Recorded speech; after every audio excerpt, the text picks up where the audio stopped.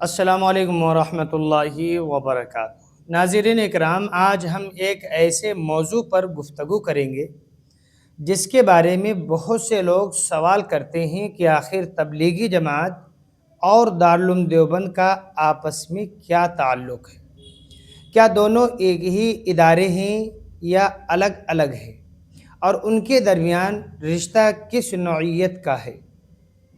ناظرین، اس سوال کا جواب جاننے کے لیے ہمیں تاریخ کے چند اوراق پلٹنے ہوں گے، یعنی کہ تاریخ کا مطالعہ کرنا ہوگا۔ جب ہم تاریخ کا مطالعہ کریں گے تو حقیقت بھی ہمیں معلوم ہوگی۔ تو یہ یاد رکھیے کہ دارالعلوم دیوبند بر صغیر کے عظیم ترین دینی اداروں میں شمار ہوتا ہے۔ اس کی بنیاد 1866 میں رکھی گئی۔ اس ادارے کا مقصد قرآن و سنت کی تعلیم، علماء کرام کی تیاری اور اسلامی علوم کی حفاظت تھا۔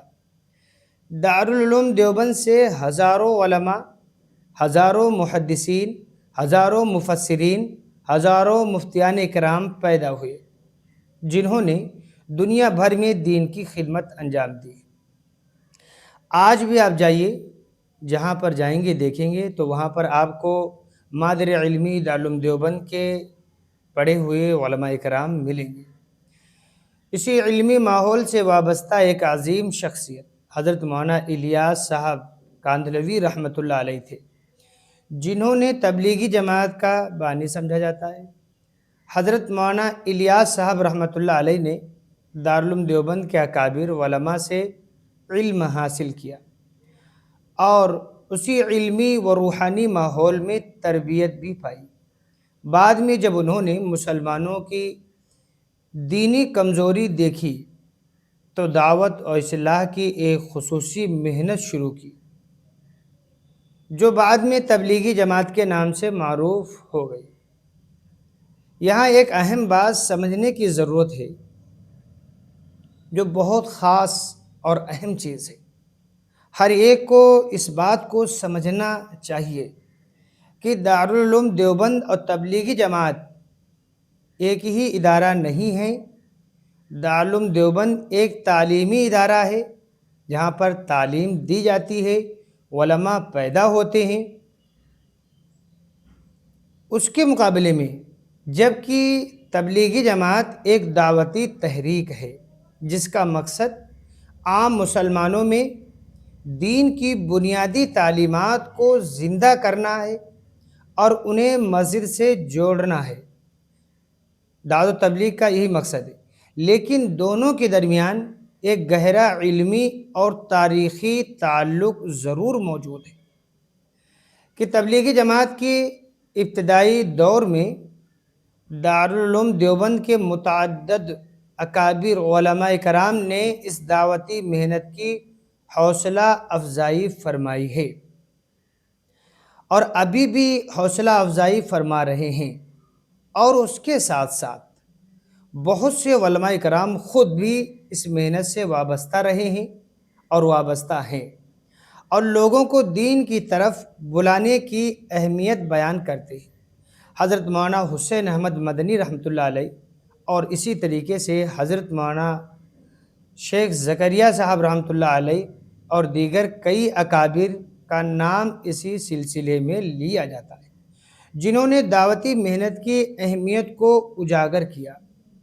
آپ کو تو معلوم ہوگا کہ شیخ الحدیث حضرت مولانا شیخ زکریا صاحب رحمۃ اللہ علیہ کی ایک کتاب بھی ہے فضائل اعمال، جس کو ہر مسجد کے اندر میں پڑھا جا رہا ہے، اس کی تعلیم کی جا رہی پابندی کے ساتھ میں۔ تبلیغی جماعت کا بنیادی پیغام بھی وہی ہے جو دیوبند کے اکابر کا تھا: قرآن و سنت کی پابندی، نماز کی حفاظت، علم دین کی اہمیت، ذکر و عبادت اور اصلاح اخلاق۔ اسی وجہ سے دنیا کے مختلف ممالک میں جب لوگ تبلیغی جماعت کو دیکھتے ہیں تو اکثر اسے دیوبندی مکتب فکر سے منسلک سمجھتے ہیں۔ تبلیغی جماعت والوں کو دیکھنے کے بعد میں کہتے ہیں کہ بھائی یہ دیوبندی ہے۔ البتہ یہ بھی حقیقت ہے کہ تبلیغی جماعت میں صرف دیوبندی حضرات ہی شامل نہیں ہوتے ہیں، بلکہ مختلف پس منظر کے مسلمان بھی دعوتی محنت میں شریک ہوتے ہیں۔ ناظرین اکرام، دارالعلوم دیوبند نے علم کی شمع روشن کی اور تبلیغی جماعت نے عام مسلمانوں تک دین کی دعوت پہنچانے کی کوشش کی۔ ایک نے علماء کرام تیار کیے دارالعلوم دیوبند، اور دوسرے نے عام مسلمانوں میں دینی شعور پیدا کرنے کی فکر اور کوشش کی، جس کو ہم کہتے ہیں دعوت و تبلیغ۔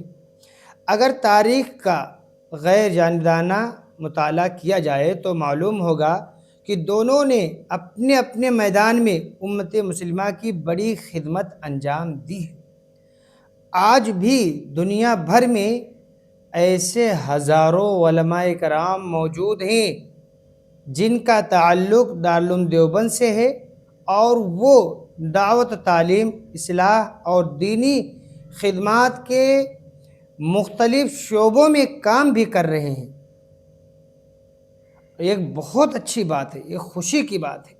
ہم دعا کرتے ہیں کہ اللہ تعالیٰ امت مسلمہ کو علم نافع، عمل صالح اور اخلاص اور اتحاد کی دولت عطا فرمائے، اور دین کی خدمت کرنے والوں کی خدمت کو اللہ تعالیٰ قبول فرمائے اور ہم سب کو دین کے لیے قبول فرمائے۔ اس کے متعلق ناظرین اکرام، آپ کیا کہنا چاہتے ہیں؟ آپ ہمیں بھی کمنٹ باکس میں ضرور بتائیں۔ السلام علیکم ورحمۃ اللہ وبرکاتہ۔